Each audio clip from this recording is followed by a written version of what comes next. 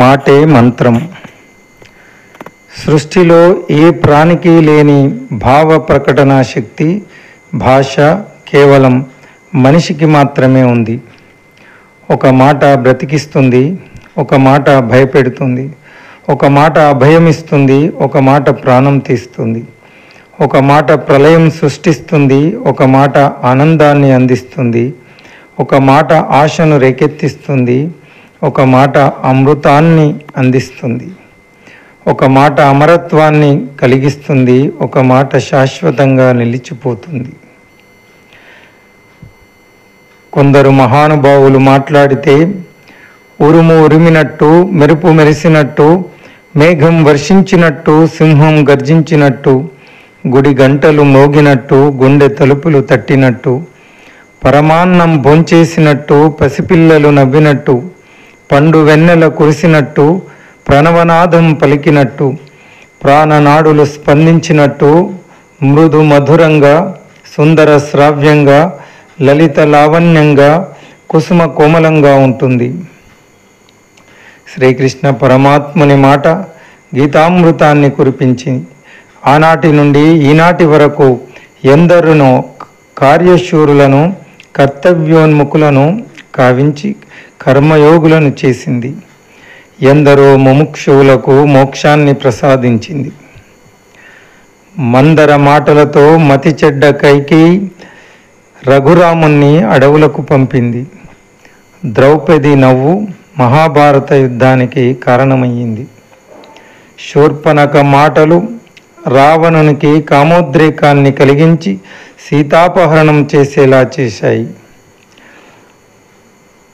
మాట గుండెలకు కృచ్చుకునే తూట, మాట మనసుకు హత్తుకునే పూతోట, మాట జీవితానికి వేస్తుంది ఓ పూల బాట. ఎప్పుడు ఎక్కడ ఎవరితో ఎట్లా మాట్లాడాలో తెలిసినవాడు మహాత్ముడు అవుతాడు. హనుమంతుడు నవవిధ వ్యాకరణ కోవిదుడు అంటారు. తన మాటలతో సుగ్రీవుని ప్రాణభయాన్ని పోగొట్టాడు. తన మాటలతో సీతమ్మకు స్వాంతన చేకూర్చడమే కాకుండా శ్రీరాముని వద్ద తనకంటే బలవంతులు, తనతో సమానులైన కోట్లాది మంది వానర వీరులు ఉన్నారు అని చెప్పి సీతమ్మకు విశ్వాసం కల్పించాడు. తన శక్తి యుక్తులతో రావణాసురుని ఆత్మవిశ్వాసాన్ని దెబ్బతీశాడు. సీతమ్మ జాడ తెలియక తీవ్రమైన మనస్తాపం కలిగి ఆందోళనలో ఉన్న శ్రీరామునితో ఇలా అంటాడు: దృష్ట్వాం సీత, సీతమ్మను చూశాను అనకుండా చూశాను సీతమ్మను అంటాడు.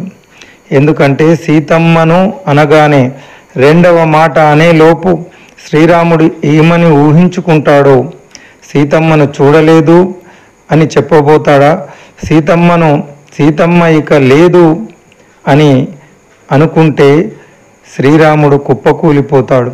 కాబట్టి శ్రీరాముని పరిస్థితి గమనించి దృష్ట్వాం సీత అన్నాడు హనుమంతుడు. అద్భుతంగా మాట్లాడడం అంటే అదే మరి.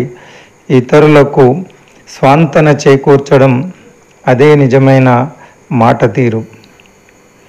దాదాపు 150 సంవత్సరాల క్రితం స్వామి వివేకానందుడు చికాగో నగరంలో మాట్లాడిన మాటలు ఈనాటికి ప్రపంచవ్యాప్తంగా ప్రతిధ్వనిస్తున్నాయి. స్వామీజీ మాట్లాడిన sisters and brothers of America అన్న మొదటి మాటకు 6,000 మంది ప్రతినిధులు ఆగకుండా 2-3 నిమిషాలు పులకించిపోయి కరతాళ ధ్వనులు చేశారు.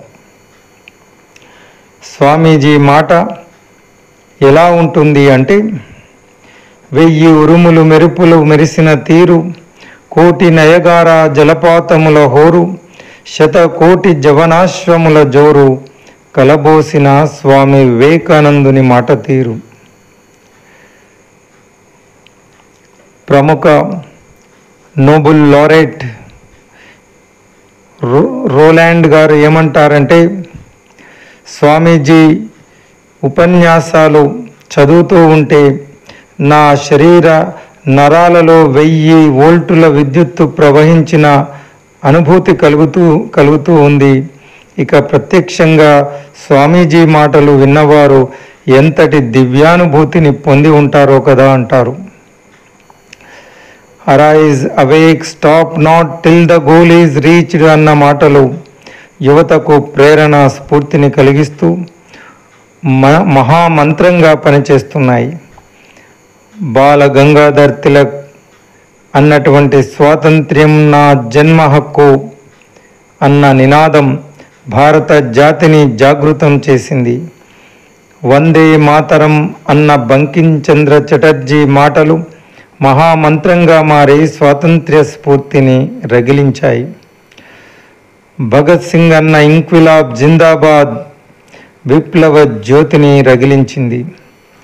నేతాజీ సుభాష్ చంద్రబోస్ ఇచ్చిన పిలుపు give me blood I will give you freedom అన్న మాట వేలాది మంది భారత జాతీయులు ఇండియన్ నేషనల్ ఆర్మీలో చేరేలా చేసి రవి అస్తమించని బ్రిటిష్ సామ్రాజ్యాన్ని గడగడ వణికించింది. నేతాజీ ఇచ్చిన జై హింద్ అన్న నినాదం జాతిని విజయపథం వైపు నడిపించింది. మహాత్మా గాంధీ సత్యవాక్కు సమస్త భారత జాతిని ఏకతాటిపై నడిపించింది. స్వాతంత్ర్యాన్ని సముపార్జించి పెట్టింది.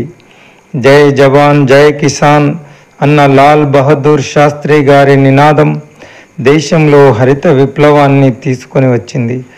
పోలీసులు 1961 అండ్ 1972 కోర్టులు కఠినమైన చట్టాలు, శిక్షలు చేయలేని పనిని ఆచార్య వినోబా జయప్రకాష్ నారాయణ్ గారి మాటలకు కరడుగట్టిన చంబల్ లోయలోని బందిపోటు దొంగలు సైతం తమ ఆయుధాలతో లొంగిపోయి జనజీవన స్రవంతిలో కలిసిపోయారంటే అది వారి మాటలకు ఉన్నటువంటి మహత్వం. మాటకు అద్భుతమైన శక్తి ఉంది. నోరు జారిన మాట తుపాకీ నుండి వెలువడిన తూట వెనకకు తీసుకోలేము. కాబట్టి ప్రతి మాటను జాగ్రత్తగా మాట్లాడాలి. అందుకే ఎప్పుడు ఎక్కడ ఎలా మాట్లాడాలో తెలుసుకున్నవాడు గొప్పవాడు అవుతాడు. Some says money makes a man, some says tailor makes a man, but actually our voice makes a man. మాటను మంత్రంగా ఉపయోగిద్దాం. భగవంతుడు మనకిచ్చినటువంటి అద్భుతమైన శక్తి మాట, అది మంత్రంగా పనిచేస్తుంది.